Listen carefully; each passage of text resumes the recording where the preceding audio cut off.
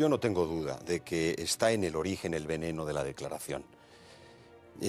Maritain, personaje al que no me gusta citar por razones estrictamente higiénicas, pero que tuvo en los medios católicos, liberales y demócratas cristianos y sigue teniendo un peso enorme, declaró con impudicia en 1947, cuando se estaba ya procediendo a la elaboración de la que finalmente fue la declaración, que habida cuenta de que no se podían poner de acuerdo sobre el fondo y sobre el fundamento, bastaría que se pusiesen de acuerdo sobre cuestiones estrictamente prácticas, como su garantía. Es decir, que había una renuncia a fundar los derechos y a encontrar un fundamento de esos derechos. Esa renuncia no es no se puede calificar de un modo benévolo, porque por eso me he atrevido a decir con impudicia, que es un término que tiene una connotación severa, soy consciente de ello, porque implica verdaderamente una prohibición de preguntar, implica un cerrar los ojos, implica una asunción irracional. Y desde mi punto de vista eso es lo que está en el origen de los derechos humanos. Está en la Declaración del 48, como lo estuvo en la de 1789, como está en las declaraciones internacionales y constitucionales, que todas tienen el mismo origen y todas tienen la misma progenie. El mal, digamos, el mal que tienen todas estas declaraciones está en el concepto de libertad. Concepto que de forma muy esquemática y burda expone, leyendo la Declaración de la Revolución, Charles Lawton, cuando dice que los hombres son libres para hacer todo aquello que no perjudique a otros. Claro, cuando tú dimites de la racionalidad ética, es decir, de la capacidad para enjuiciar si sus actos son justos o injustos, y el ser justo o injusto única y exclusivamente depende de que perjudiques o no a otro, desde ese momento ya te estás haciendo a ti mismo una trampa, porque tú siempre te vas a convencer de que tus actos no perjudican a otros. Esa es la tesis de Kant, que está en el origen de las declaraciones. Claro, efectivamente. Efectivamente. ¿Y qué es ¿Y qué es la libertad negativa? Es decir, la libertad sin regla, o mejor dicho, sin otra regla que no sea la propia libertad. Es cuestión de acento, sin duda, pero yo concuerdo con lo que decía Ignacio Peiró, de que hay una agravación, una exasperación, una aceleración del proceso nihilista y disolvente que está a la base de los derechos humanos a partir de lo que se ha denominado la posmodernidad y su concreción en el hecho histórico de mayo del 68. Esto es sin duda. Ahora bien, a mí me parece que es importante subrayar la continuidad esencial del proceso. Yo en esto estaría más con Kiko Méndez Monasterio, en el sentido de subrayar que por más que se haya producido esa voladura de los últimos restos que todavía parecía que quedaban cobijados por la declaración del 48 y por los planteamientos todavía, digamos, demócratas cristianos, que en general son los que están en la base de las declaraciones de los demócratas cristianos en relación con los socialdemócratas, es decir, el consenso que se instaura por los vencedores después de la Segunda Guerra Mundial. Pero yo insistiría en esto porque si nosotros reparamos lo que ha ocurrido, por ejemplo, en el caso italiano, y lo que ha significado la Constitución italiana del 47, es que el principio de la demolición del orden social católico, cristiano, de lo que quedaba en Italia, no se produce después de mayo del 68, sino que se produce inmediatamente después de la Constitución del 47. Es decir, en Italia vemos cómo la democracia cristiana es el partido que produce la descristianización de Italia. Esto es muy importante subrayarlo. Yo no puedo negar la profundidad que ha alcanzado luego, después de mayo del 68, lo que es el nihilismo posmoderno. Y aquí, volviendo a algo que decía Kiko Méndez Monasterio, con el que estoy radicalmente de acuerdo, es que no podemos olvidar que tanto la declaración del 1789 como la del 48, la de la Revolución Francesa y la de las Naciones Unidas, más las internacionales posteriores como el Convenio Europeo del 50, más las constituciones nacionales, todo ello se basa sobre un pseudo derecho, que lo encontramos en el artículo 3, si no me confundo, de la Declaración Universal del 89 y en el 21, de nuevo si no me confundo, en la del 48, que es que no hay autoridad que no derive del sufragio. Es decir, toda autoridad, no hay autoridades naturales que tengan un fundamento diferente del sufragio, diferente de la voluntad humana. Entonces no existe la autoridad del marido sobre la mujer en el matrimonio, no existe la autoridad de los padres sobre los hijos en la familia, no existe la autoridad del maestro sobre los estudiantes en la escuela. Por cierto que la película... Y mucho menos una autoridad Política. No, ya no política, sino una autoridad, digamos, religiosa, ¿no? Una autoridad Entonces, de índole a esto se llama la democratización. Y entonces la democratización nunca está completa. ¿Por qué se dice que aquí en España hubo un momento en que se acuñó una frase pintoresca que era que la transición estaba inacabada? No sabemos exactamente cuándo, en alguna vez se acabó, pero estuvo mucho tiempo inacabada y no sabíamos por qué no acababa, porque no podía acabar. Porque pasa como con la democratización, nunca termina el proceso de democratización, porque el proceso de democratización es el proceso de demolición de las autoridades naturales. Hasta su propia destrucción, quizás.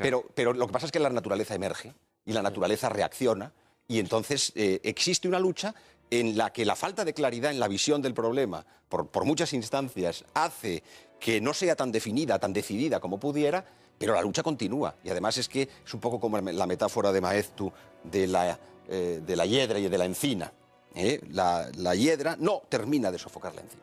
Cuando uno examina la transformación del derecho constitucional en relación con los llamados derechos fundamentales, que no son sino los llamados derechos humanos, pero todavía menos humanos porque ya derivan más de su reconocimiento positivo, pues ya no son frente al poder político, que ese es el origen. Prácticamente las libertades de primera generación eran libertades que se ejercían ante el poder. Se pretendía crear un ámbito de no inmisión, que los poderes públicos no interfirieran. En cambio, ahora se dice que hay una eficacia horizontal de los derechos fundamentales. Luego, por tanto, los derechos fundamentales se ejercitan también respecto de los particulares. Y entonces ahí es donde entra todo este tipo de cuestiones. Claro, Sí. No, yo dejaría el tema de la libertad religiosa estrictamente considerada y el tema del Islam, porque esa es una dimensión muy importante en este momento y posiblemente... Sí, para un programa. Yo pienso que sí, pero creo que en el origen de la aceptación por la Iglesia Católica de las declaraciones universales y del discurso de los derechos humanos, del lenguaje, si se quiere, de los derechos humanos. El problema está en si la aceptación del lenguaje no implica de algún modo la aceptación del concepto. Sobre esto iremos luego. Creo que ese es el eje en este momento que nos interesa, más allá de la libertad religiosa, que es muy importante, pero que creo que es específica y que tiene un tratamiento propio. La Iglesia no puede, sin renunciar a su misión, decir que es la custodia del derecho de gentes y de la ley natural. Esto lo dice Pío XI, pero en fin, es que la Iglesia deja de ser la Iglesia católica como arca de la salvación y de la verdad cuando se pone en condición de igualdad con otros credos, con otras instituciones, con otros organismos. Por eso, precisamente, desde sus orígenes, la Iglesia condenó las declaraciones de derechos humanos. La declaración de 1789 fue condenada por Pío VI, pero diciendo que los 13 artículos que contenían eran contrarios a la religión y a la sociedad. Digamos que la tradición de la Iglesia, en el sentido de oponerse a los derechos humanos, es antigua. ¿Cuándo procede o cuándo proviene un pequeño cambio? Con la propia declaración del 48, no hay que echar la culpa de todo al Vaticano II. El Vaticano II tiene grandísimas culpas, pero no todas. En este punto, Pío XII, antes lo ha apuntado muy delicadamente Ignacio Peiró, yo soy menos delicado, en política fue débil y en materia de, concretamente, la declaración del 48, se le atribuye una nota en el Observatorio Romano, escrita por él pero no firmada, en la que ponía algunas objeciones, pero de alguna manera la aceptaba. La aceptación es posterior, es ya Juan XXIII en Pacem in Terris y es Auctogésima Venies de Pablo VI, pero fundamentalmente Juan Pablo II, la verdad, en un magisterio inmenso sobre el tema. Equívoco, confuso, wishful thinking y clerical. Y utilizo el término clerical no en el sentido vulgar, sino en el sentido de Augusto del Noche. Es decir, la idea de que la Iglesia Católica de alguna manera tiene que aceptar, para poder darse a entender al mundo, las categorías centrales del pensamiento moderno. Para mí esto es demoledor. Esto es perdente, siempre, no se puede ganar. Esta es una actitud en la que necesariamente uno se subordina al discurso dominante y así no se puede ganar. Yo comprendo la pastoral, comprendo la pastoral, claro, Miguel, pero claro, son religiosas y son culturales. Es decir, el concepto de ley natural, por ejemplo, es un concepto que es la base de la doctrina social de la Iglesia. Sí, pues sí. Es decir, que si nosotros prescindimos, orillamos el concepto de ley natural, no estamos prescindiendo, digamos, ¿es un elemento religioso? No. ¿La ley natural pertenece al orden sobrenatural o revelado? No, pertenece al orden natural. ¿Puede existir ahí las iglesias? De la inculturación. Es un problema moderno, interesante, sin duda alguna, y no cabe duda de que ese diálogo, yo creo, estoy de acuerdo con Juan Manuel de Prada, no estoy negando esa posibilidad de acuerdo y de asimilación. El problema es que digamos, la ortodoxia católica se ha asentado sobre una serie de principios y sobre una serie de criterios, sobre una serie de términos, de conceptos, que son los que son. Es decir, si nosotros hablamos de transubstanciación para referirnos al misterio eucarístico, la transubstanciación no se puede hacer sin comprender lo que es la substancia. Y la substancia es una categoría aristotélica que luego Santo Tomás de Aquino desarrolla. Si nosotros negamos la transubstanciación porque decimos que es un término que va ligado demasiado a un contexto cultural, decimos, entonces ya caemos pues, en las herejías del posconcilio, la transfinalización, la transsignificación y un conjunto de inventos que no son más claros, pero que son simplemente como un intento de concesión ante lo que es un lenguaje determinado, que es el de la tradición de la Iglesia.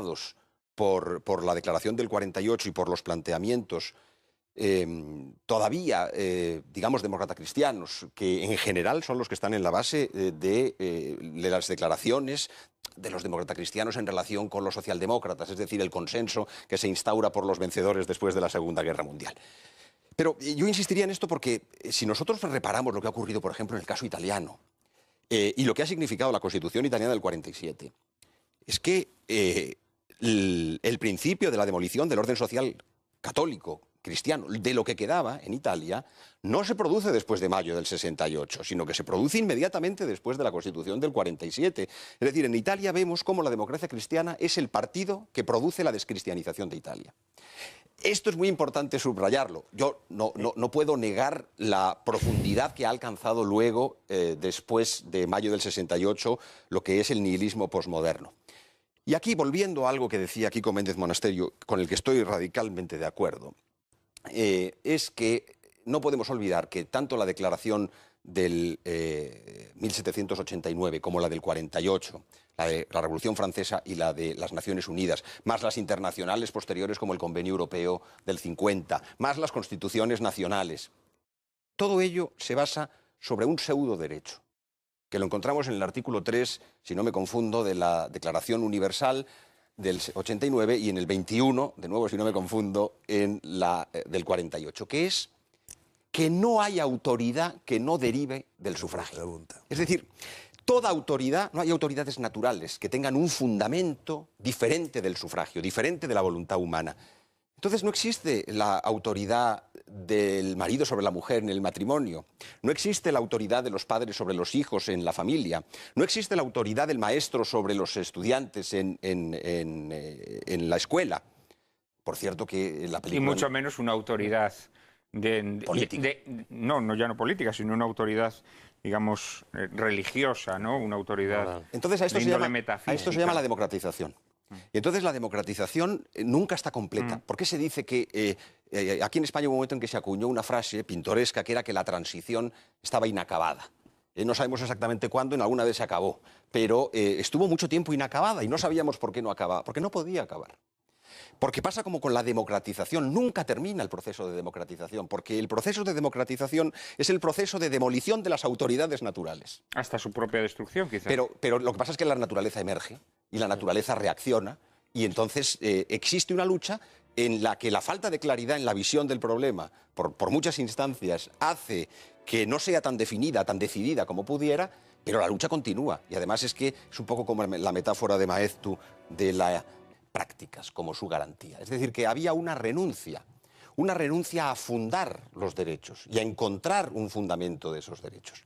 Esa renuncia no es no se puede calificar de un modo benévolo, porque, por eso me he atrevido a decir con impudicia, que es un término que tiene una connotación severa, soy consciente de ello, porque implica verdaderamente una prohibición de preguntar, implica un cerrar los ojos, implica una asunción irracional.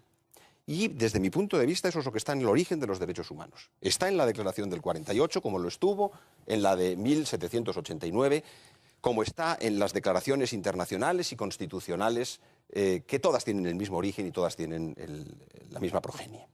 El mal, digamos, el mal que tienen todas estas declaraciones está en el concepto de libertad. Concepto que de forma muy esquemática y burda expone, leyendo la Declaración de la Revolución, Charles Lawton, cuando dice que los hombres son libres para hacer todo aquello que no perjudique a otros. ¿Mm? Claro, cuando tú dimites de la racionalidad ética, es decir, de la capacidad para enjuiciar si sus actos son justos o injustos, y el ser justo o injusto única y exclusivamente depende de que perjudiques o no a otro, desde ese momento ya te estás haciendo a ti mismo una trampa. Porque tú siempre te vas a a de que tus actos no perjudican a otros. Esa es la tesis de Kant, que está en el origen de las declaraciones. Claro, efectivamente.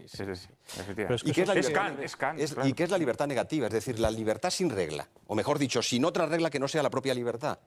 Es cuestión de acento, sin duda, pero yo concuerdo con lo que decía Ignacio Peiró, de que hay una agravación, una exasperación, una aceleración del proceso nihilista y disolvente que está a la base de los derechos humanos a partir de lo que se ha denominado la posmodernidad y su concreción en el hecho histórico de mayo del 68. Esto es sin duda.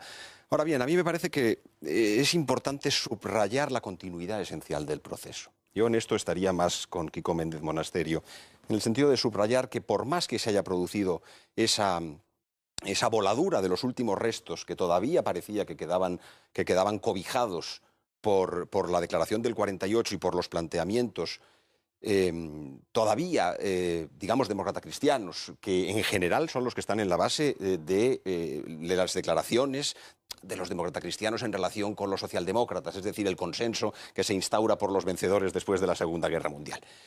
Pero yo insistiría en esto porque si nosotros reparamos lo que ha ocurrido, por ejemplo, en el caso italiano, y lo que ha significado la Constitución italiana del 47, es que el principio de la demolición del orden social católico, cristiano, de lo que quedaba en Italia, no se produce después de mayo del 68, sino que se produce inmediatamente después de la Constitución del 47. Es decir, en Italia vemos cómo la democracia, oración de la que finalmente fue la declaración, que habida cuenta de que no se podían poner de acuerdo sobre el fondo y sobre el fundamento, bastaría que se pusiesen de acuerdo sobre cuestiones estrictamente prácticas, como su garantía. Es decir, que había una renuncia a fundar los derechos y a encontrar un fundamento de esos derechos.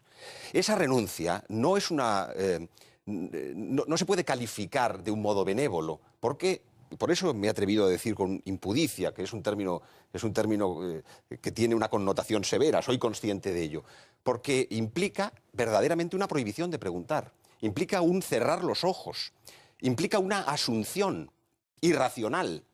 Y desde mi punto de vista eso es lo que está en el origen de los derechos humanos. Está en la Declaración del 48, como lo estuvo en la de 1789, como está en las declaraciones internacionales y constitucionales, que todas tienen el mismo origen y todas tienen la misma progenie.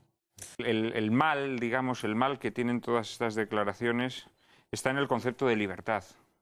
Concepto que de forma muy esquemática y burda expone, leyendo la Declaración de la Revolución, Charles Lawton, cuando dice que los hombres son libres para hacer todo aquello que no perjudique a otros. Claro, cuando tú dimites de la racionalidad ética, es decir, de la capacidad para enjuiciar si sus actos son justos o injustos, y el ser justo o injusto única y exclusivamente depende de que perjudiques o no a otro, desde ese momento ya te estás haciendo a ti mismo una trampa. Porque tú siempre te vas a convencer de que tus actos no perjudican a otros. Esa es la tesis de Kant, que está en el origen de las declaraciones. Claro, efectivamente.